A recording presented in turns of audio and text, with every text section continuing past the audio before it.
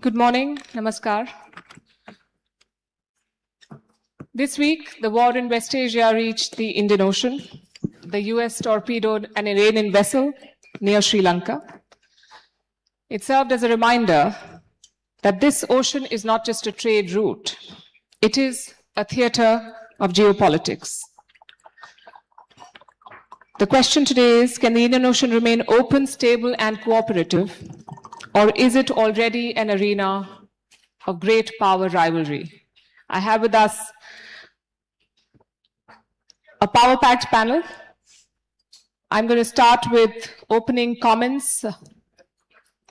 Let's begin with the Minister Vijitha Herath of Sri Lanka. Okay. Minister Herath. Yes, good morning. Thank you very much for giving this opportunity.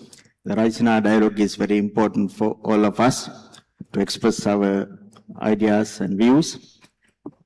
As far as concern, our relations is very important to maritime security and enhance our economic relations. IORA is an organization. We can boost our relations furthermore. IORA has adopted resolutions and framework in last year. It was very important. We can use those resolutions according to international laws. We must respect international laws.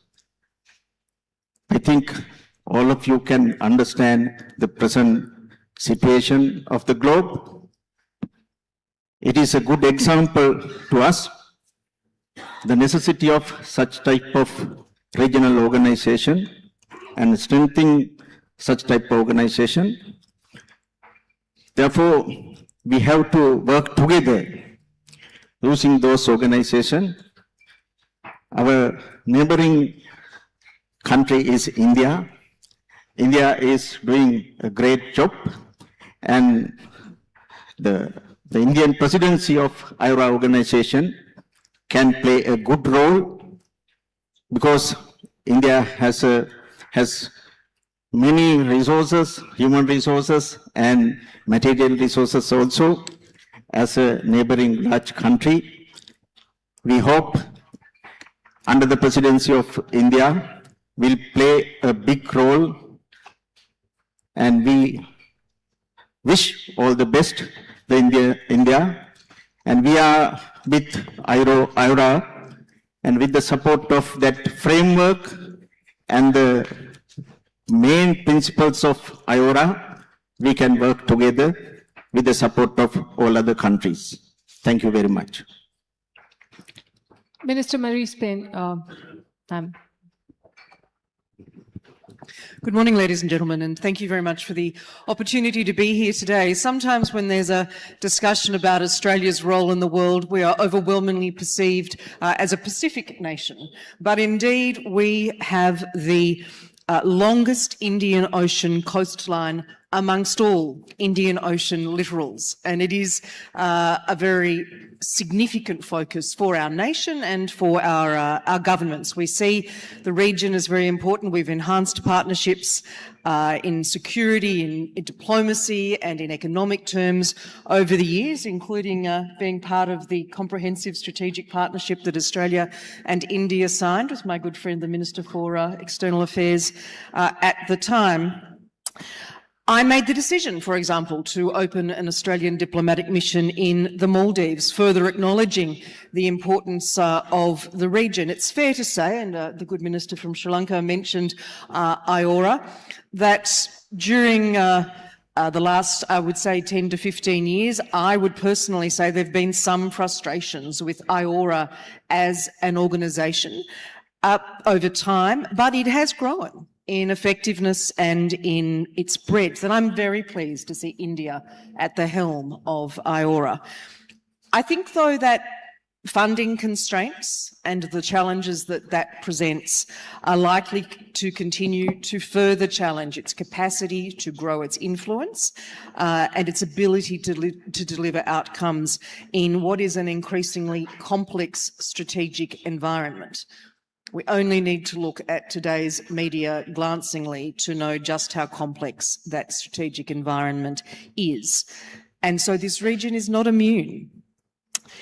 From Australia's perspective, in our 2024 National Defence Strategy, the government prioritises explicitly the Northeast Indian Ocean.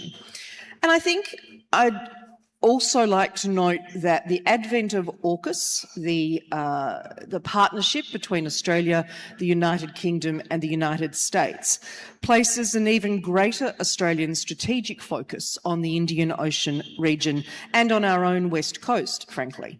We are significantly developing facilities at HMAS Stirling in Western Australia to support AUKUS and in the Cocos-Keeling Islands, which will enhance our maritime domain awareness capability and capacity and, importantly, our ability to work with partners and allies in the region.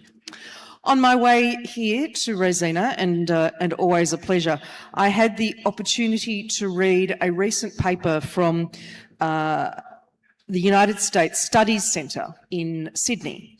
It's written by a Maitri scholar, and I remember announcing the Maitri scholars with the Minister in Melbourne in 2022.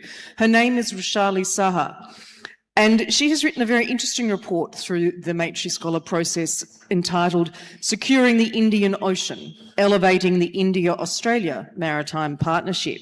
There's a great podcast that goes with it. I'm not here to promote the United States Studies Centre, but it is a very pertinent and timely observation, particularly with its focus on non-traditional security challenges as well, and I would highly recommend that to those who are interested. I look forward to participating in the conversation with colleagues. Minister Dhananjay Ramful of Mauritius. Thank you, Pritika.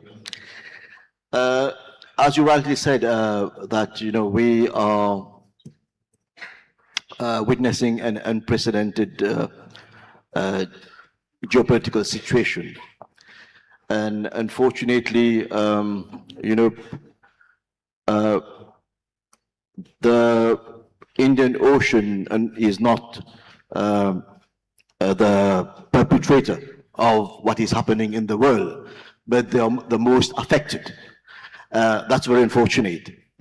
And this is where I think there needs to be better collaboration with member states sharing the littoral coastal part of the Indian Ocean. They should regroup together. And this is where the IORA becomes important as a platform. With India acceding to the chairmanship of the IORA and India having the maritime expertise. For example, you have the Information Fusion Center that has been set up, I think, in 2018. That will help for better maritime awareness domain in the region. And there should be also collaboration with all these institutions, like I think in Madagascar you have a similar structure. In Seychelles as well, you have a similar structure. So there need to be, I think, collaboration between all these centers so that there are real-time information sharing to ensure safe navigation in the Indian Ocean. Now, but there are opportunities as well that can bring to the countries of the region, right? And we have to explore those opportunities. We need to turn our vulnerabilities into opportunities as well, right? You have, for example, the blue economy, which is important. Green investment, blue investment, technology sharing and all. But as I've said, there need to be collaboration between all these countries for us to make this place a secure place in the world. Thank you. Minister Barry for the Seychelles. Hello. Thank you very much for inviting me to the panel. Seychelles is a small island developing state, having a strategic role and position within the Indian Ocean, and we are conscious of the fact that being small and beautiful does not necessarily mean that you will not be impacted by what goes on around you. When the waters are turbulent, you have to keep the ship stable and keep sailing safely to protect your people, to protect your country. And that is why we have developed our own resilience as a small island state to ensure that in terms of our foreign policy, we are a non-aligned country that does not get entangled in the battles between the bigger players in the world.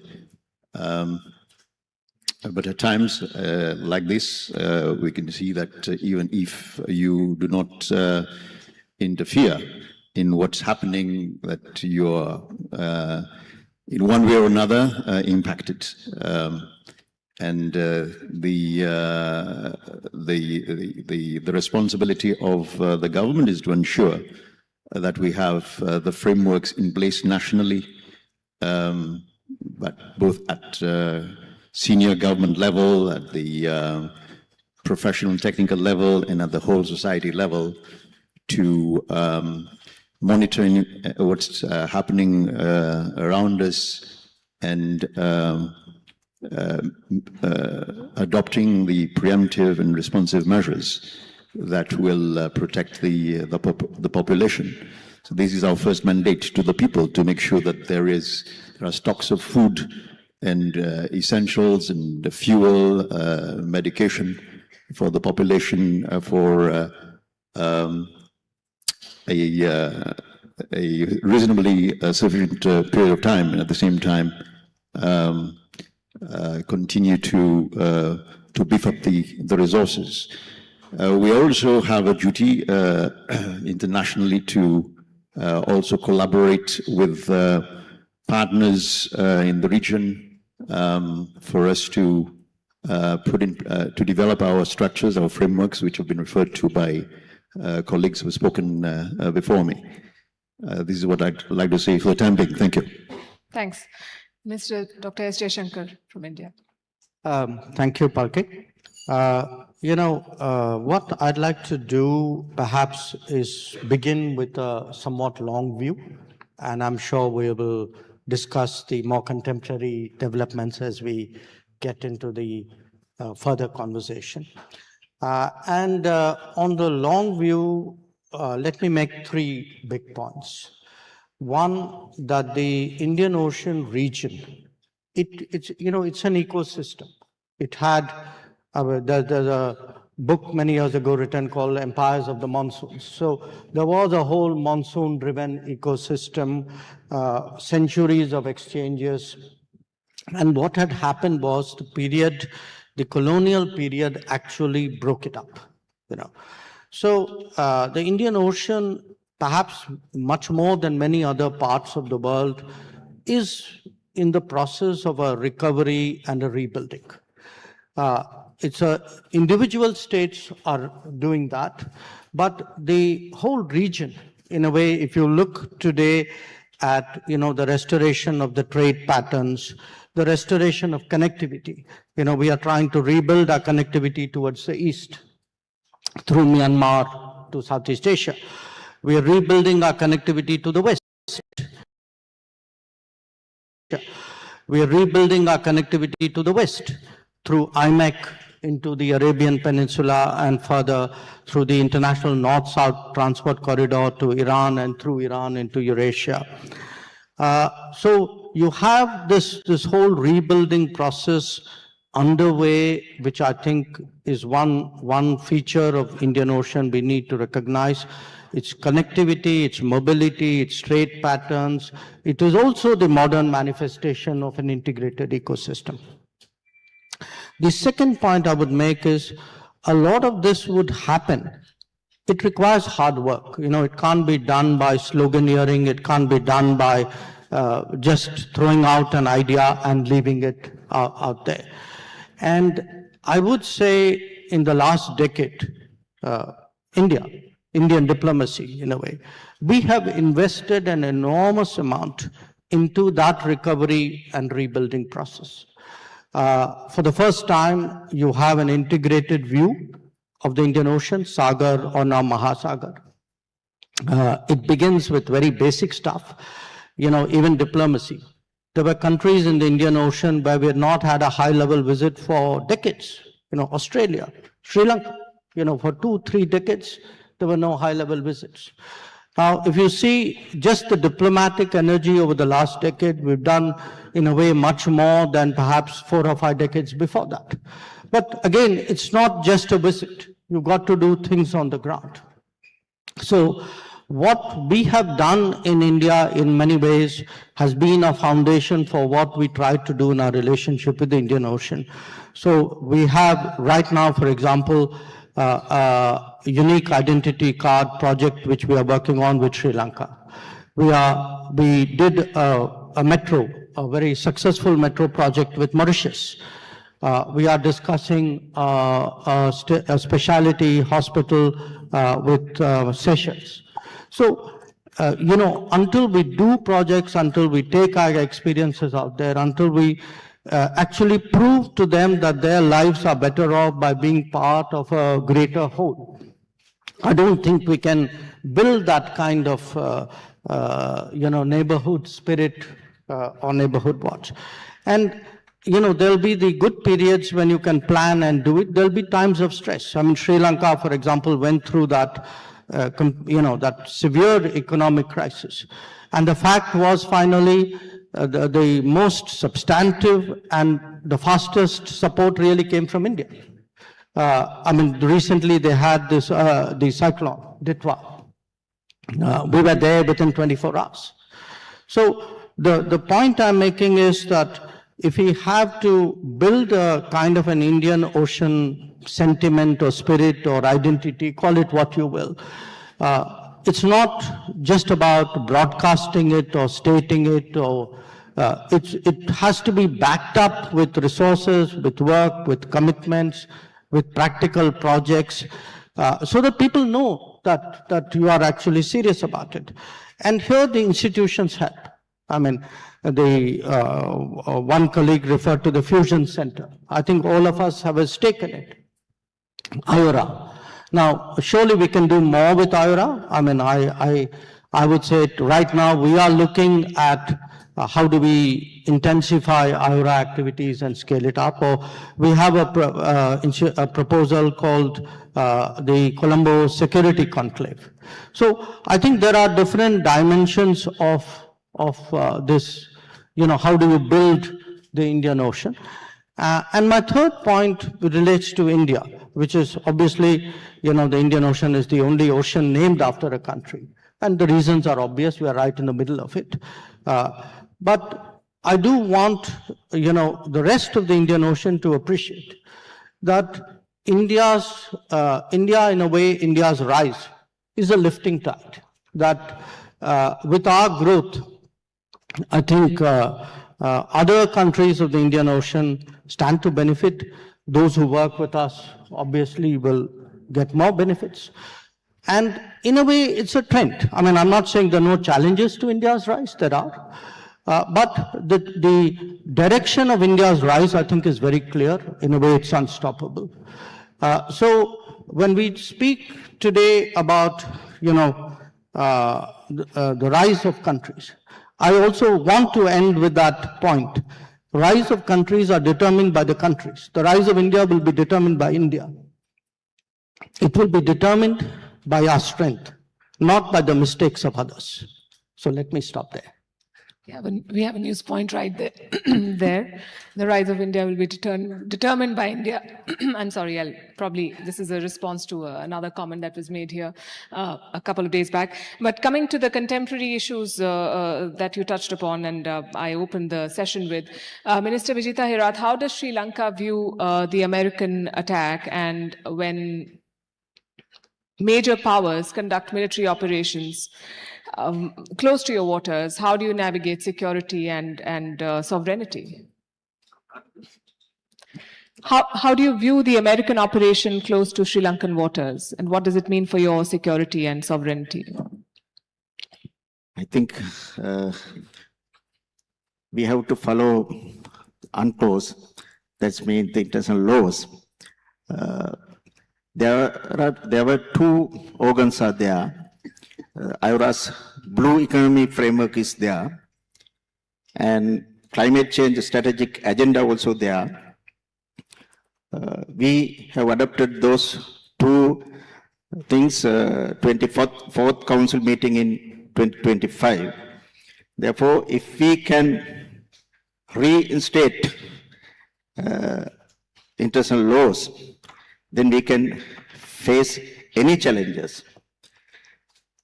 As a country, Sri Lanka faces so many challenges, and all other countries also face so many challenges. Therefore, we need strengthening the international laws and implementation of these international laws. It is very important. As far as concerned the blue economy,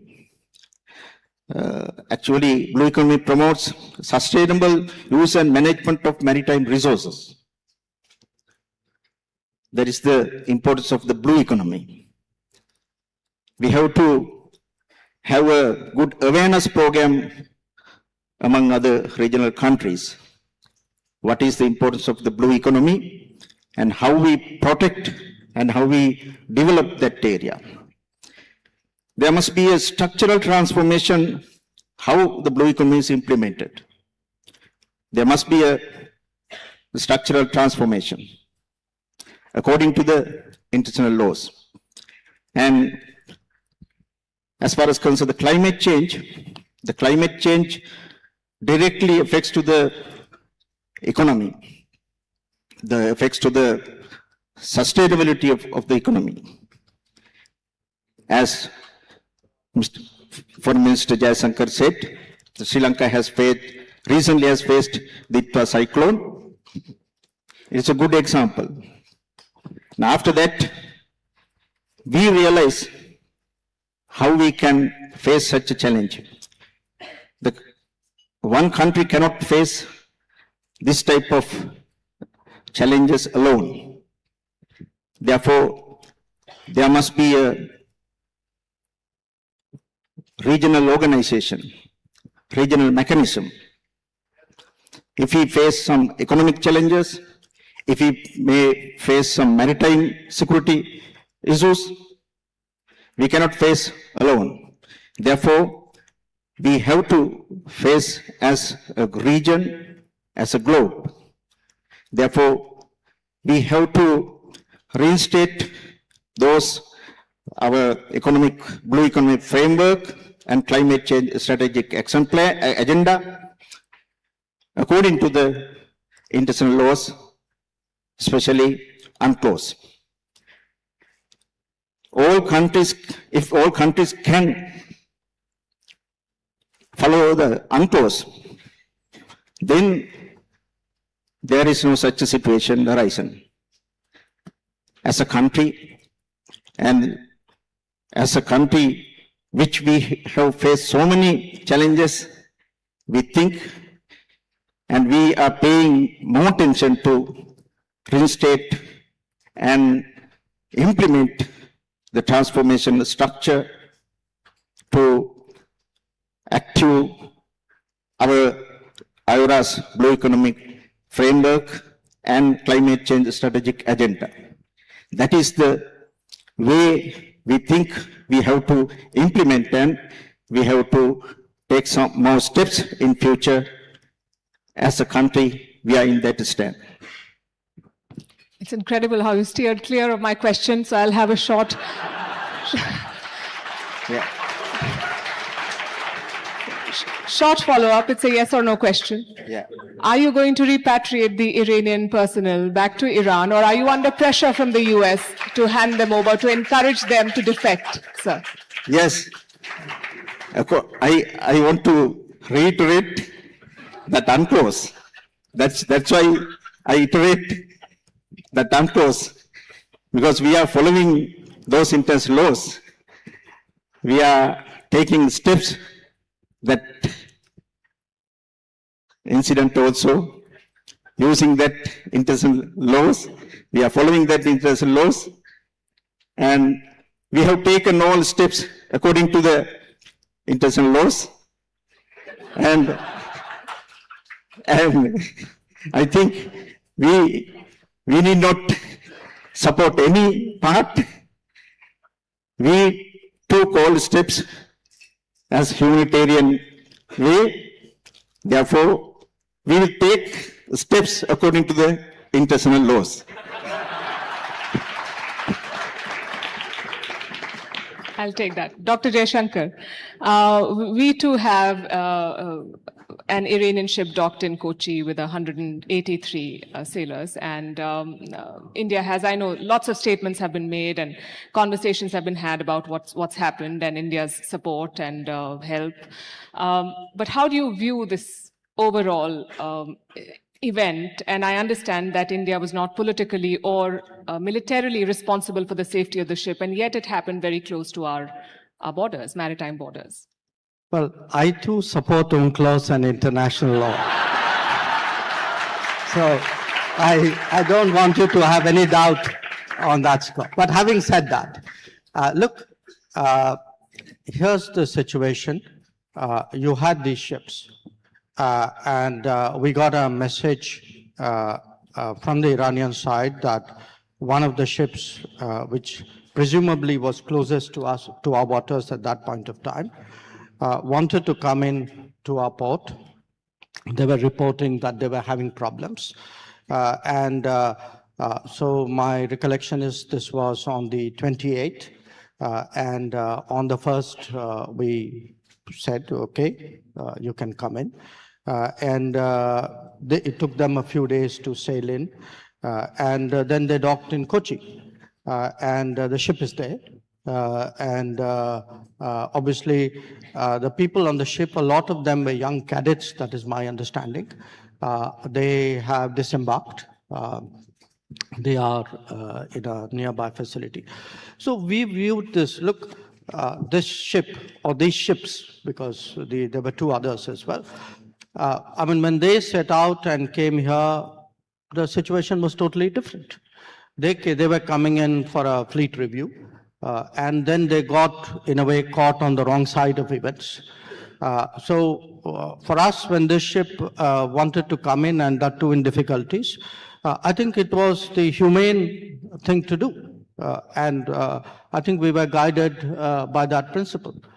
And in a sense of the other ships, one obviously had a similar situation in Sri Lanka, and they took the decision which they did, and one unfortunately didn't make it. I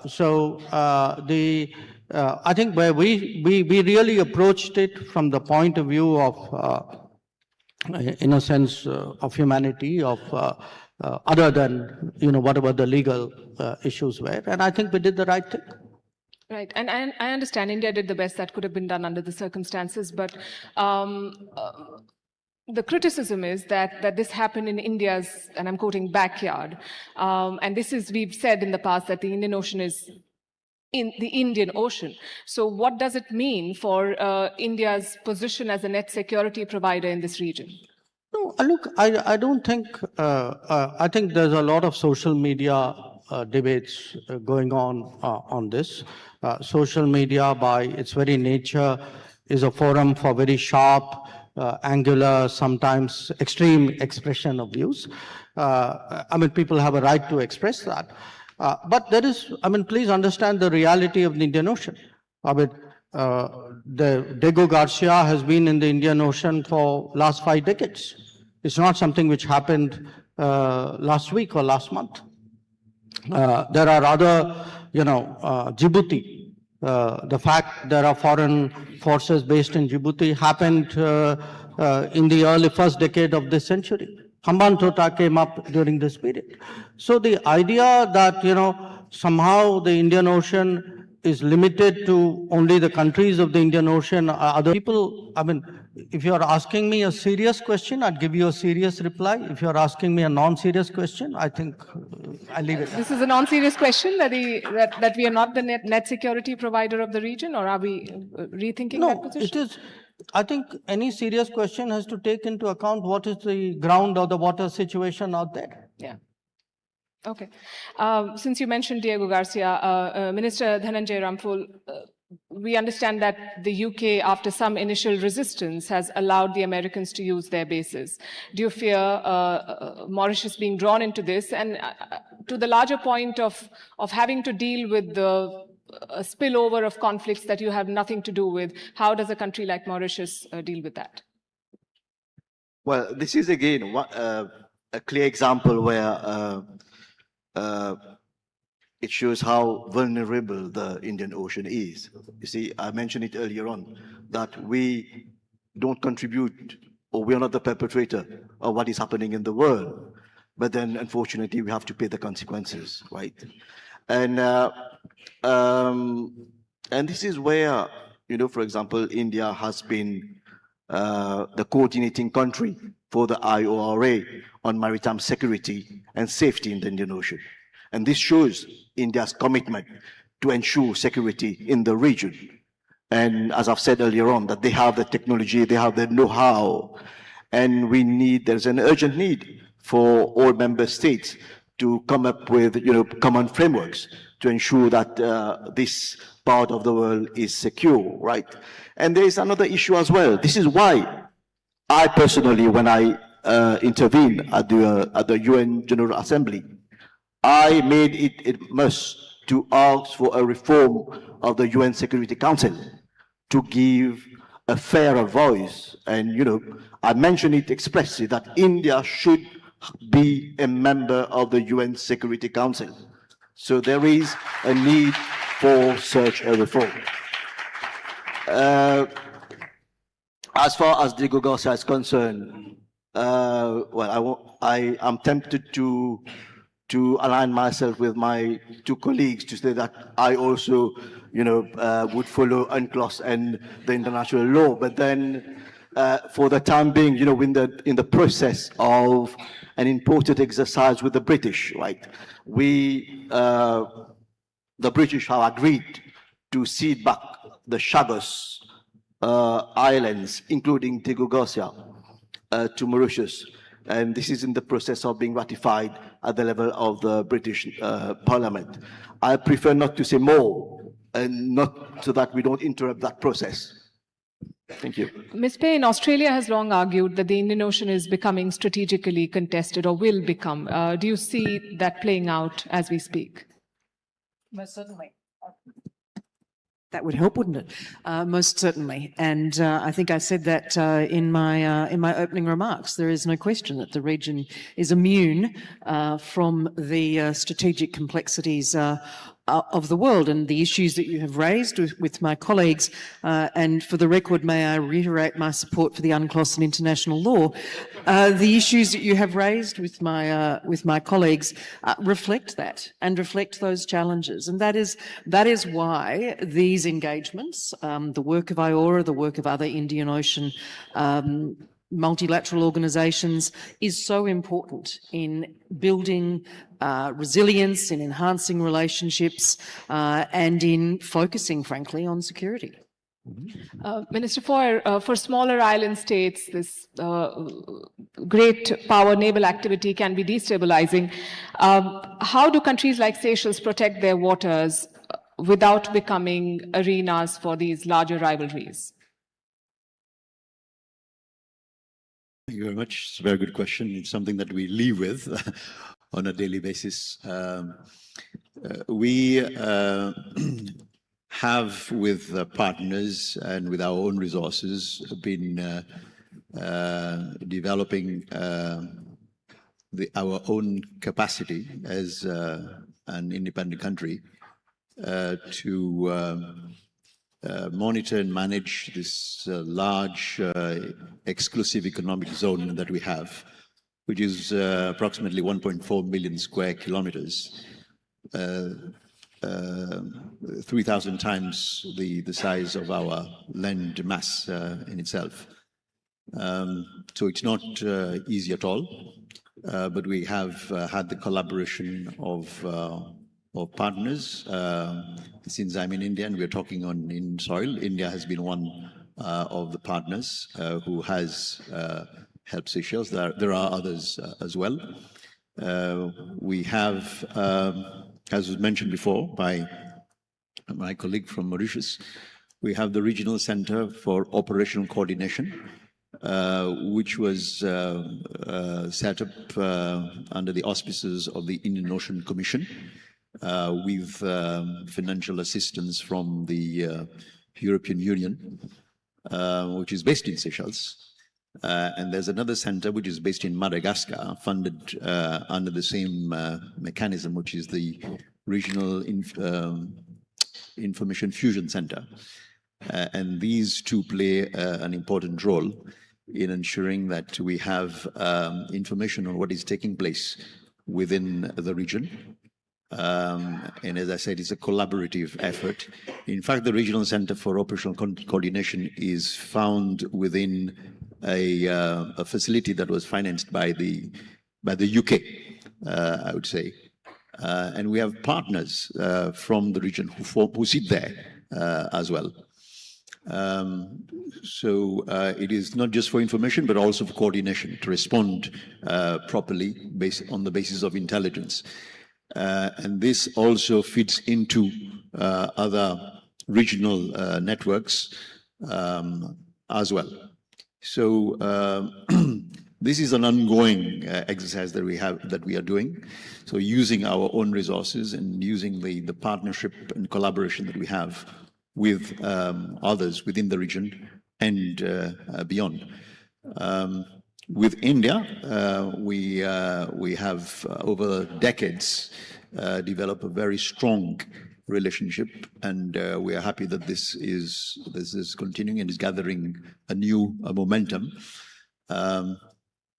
We have aligned strategically in terms of maritime security and governing the space in terms of the sustainability of the ocean and the development of the capacity of our state and the other states in the region. We've aligned with the Indian Ocean Rim Association, and recently with the Colombo Security Conclave as well. And all this forms part of a regional architecture which ensures that we have the capacity for us to properly manage the area. And it is a shared responsibility because the crimes that happen here are transnational in nature as well, whether we're talking about illegal activities that are happening. In fact, Seychelles shares a group called the Contact Group on Illegal or Illicit Maritime Activities, which is a successor to the Contact Group on Piracy off the coast of Somalia, which is a UN-associated body. So this is how we have done it. So it's based on it is based on the lawful protection, based on international law. Again, and it's important that we do adhere to international law in developing these frameworks and practices to protect our waters. So that's maritime security. We do not engage in war. Thank you. Minister Jaishankar, you want to come in here? Yes, if you, I'd just like to add to what my colleagues are saying from an Indian perspective. And in a way, I'm following up on, your last, the question to me as well. Look, India has a particular salience when it comes to the Indian Ocean, and therefore a particular responsibility and a particular contribution. And it's not just that we are big and central. It is also because we have an ability really to bring a lot of countries to the table or to the platform because we have good relations with them. Perhaps they trust us more or they're more comfortable with us, call it what you will.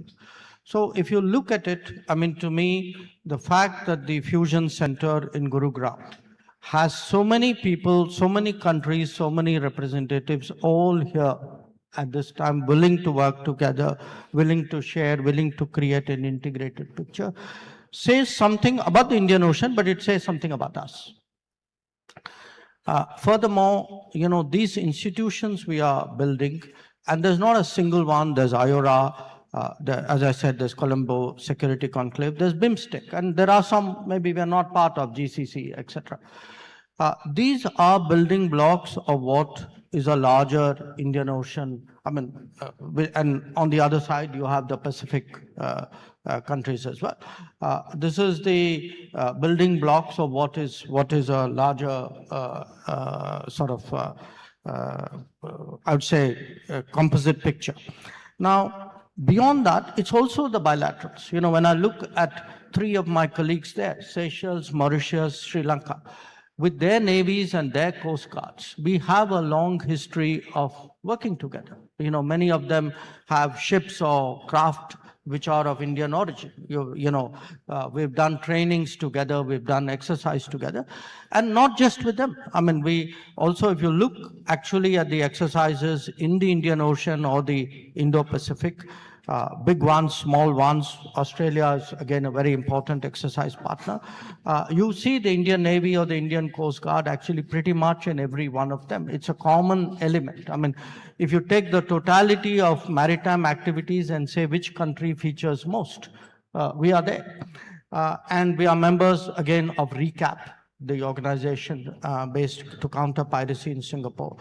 But the bottom line is, one part of it is the presence, one is the working together, but we actually practically help. We help in terms of countering the flow of drugs, we deal with IUU fishing, we deal with HADR situations, we deal with oil spills. Sri Lanka had a big oil spill, Mauritius had a big oil spill. It was actually Indian vessels which went there first and helped to clean up.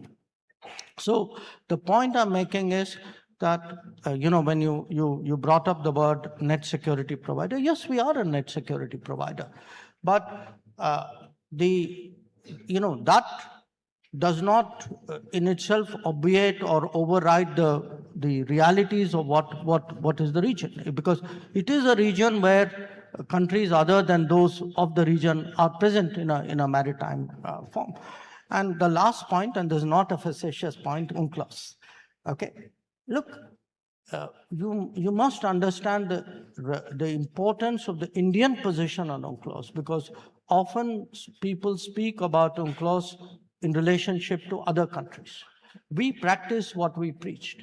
When we tell people to abide by UNCLOS judgments, we have abided by judgments which have not always been to our benefit. But we have actually, if we have taken a position on an UNCLOS judgment in South China Sea, we have also taken a position on an UNCLOS judgment which applies to us. And I think that's not a small point.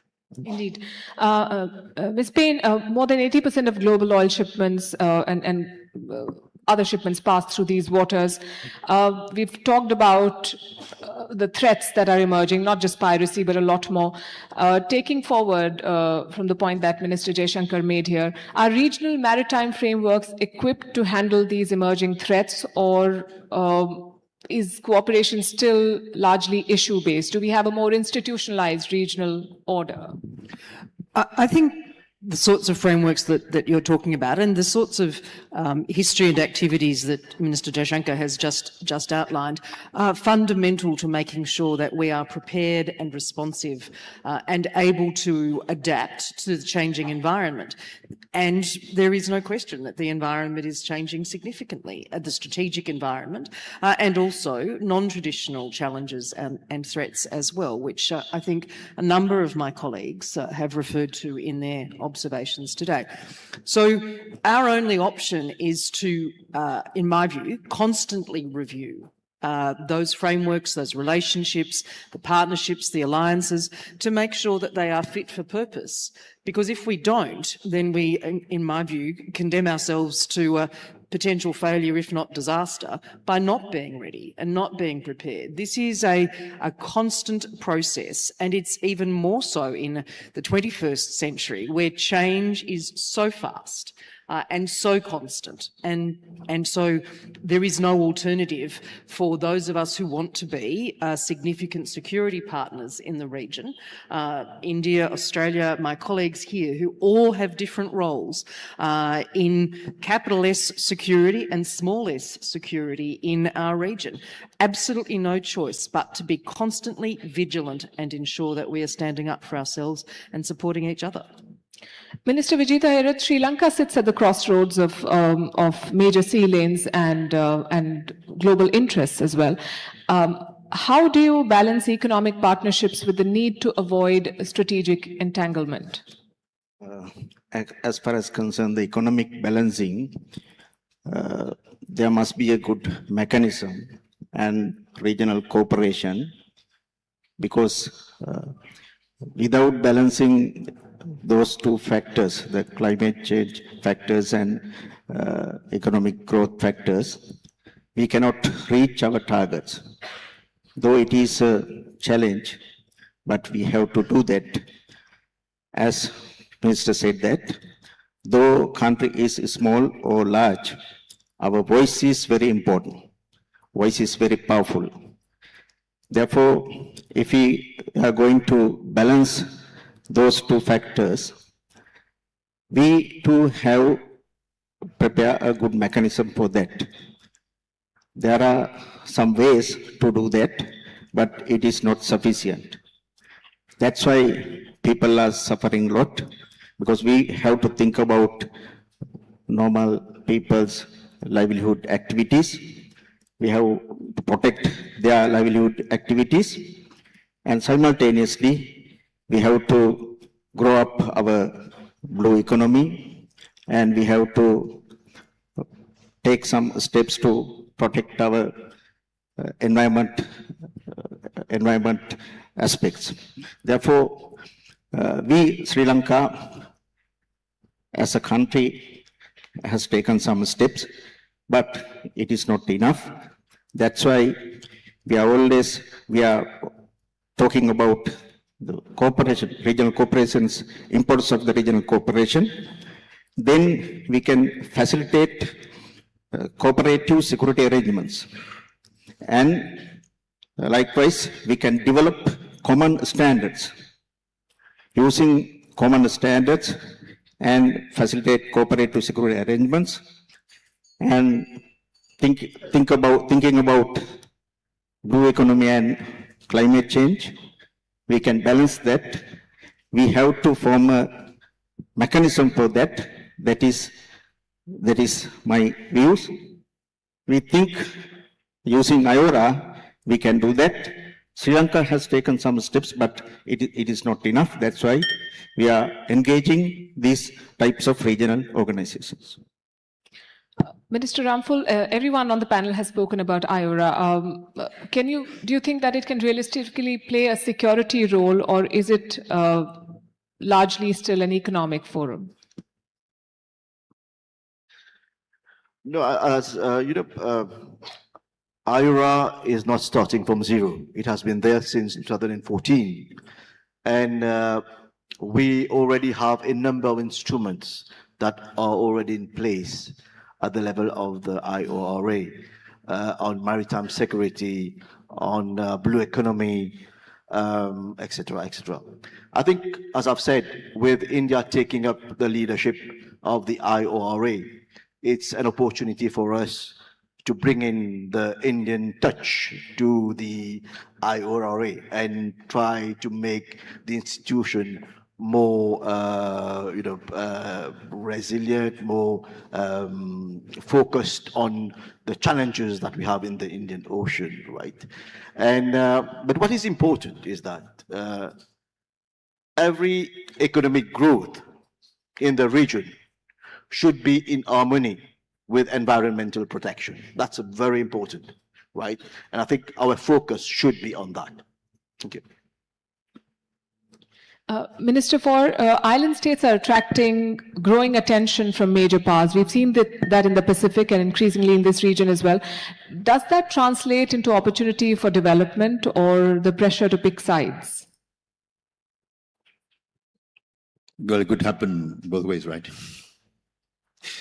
I think it does present an opportunity for development, definitely, because we as small island states have been advocating and championing for certain causes which are dear to us internationally, at the UN level, in AOCs, in the Commonwealth, and in the La Francophonie, in the Organization of African Pacific States, in the African Union itself, SADC, in COMESA, we have been advocating for that. And there is a growing consciousness that there is a need indeed for small island development states to also be integrated within the world system, because we do play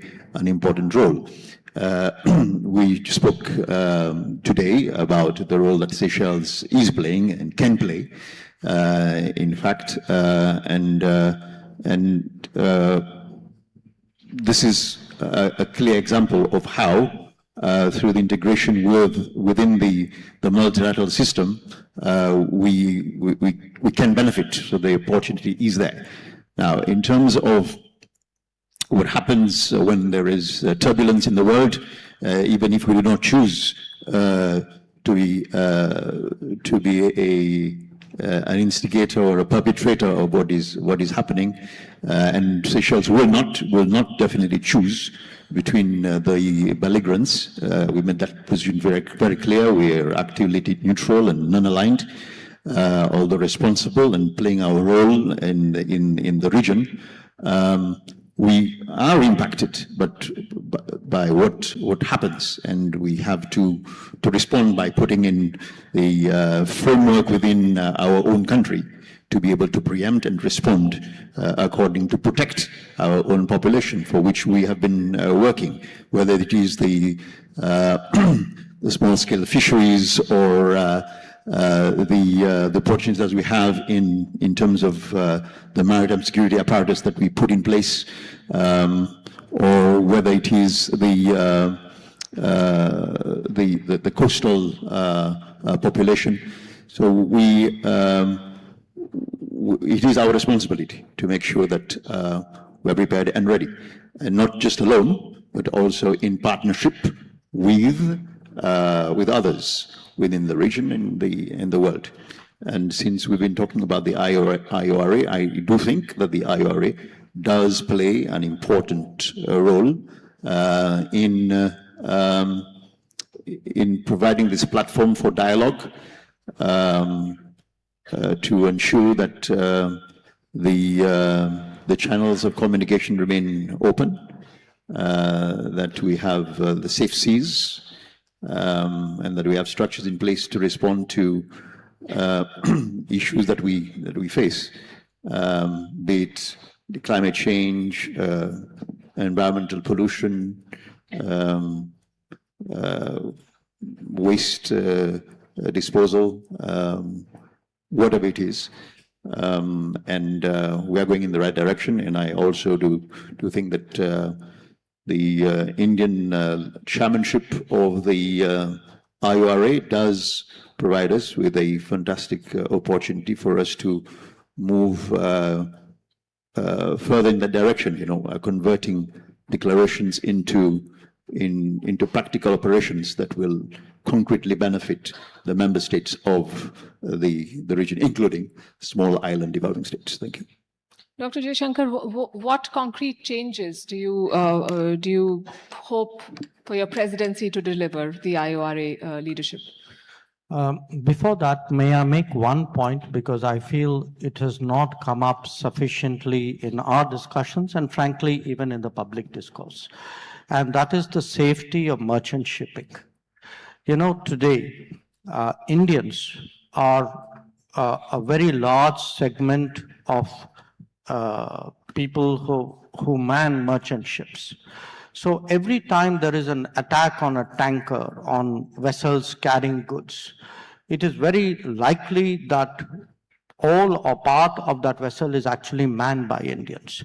So when we look today at what is going on, I think we should also give a lot of weight, because these are our people involved out there. I mean, we've had fatalities in the last few days. I mean, among the tankers which have been attacked, we've had in 2 tankers Indian nationals who have died. And I think there's got to be adequate recognition in this country about the interests of our people, the merchant mariners, and what we could be doing really to secure them or to safeguard them. And a lot of our approach to the crisis is actually driven by the fact that we have a community of 9 to 10 million people residing in the Gulf. Their well-being is a factor, just as merchant shipping, the well-being of merchant shipping, tanker traffic is a factor. And it's not, again, just a matter of expressing concern. For the last 2 years, in fact, when the Houthis were busy attacking shipping, we had actually deployed our Navy in the Northern Arabian Sea. Again, in line with our independent political stance, the Americans had an operation called Prosperity Guardian. We worked independently of it. We coordinated with what the US was doing, but we coordinated with Europe. We coordinated with some of the regional navies.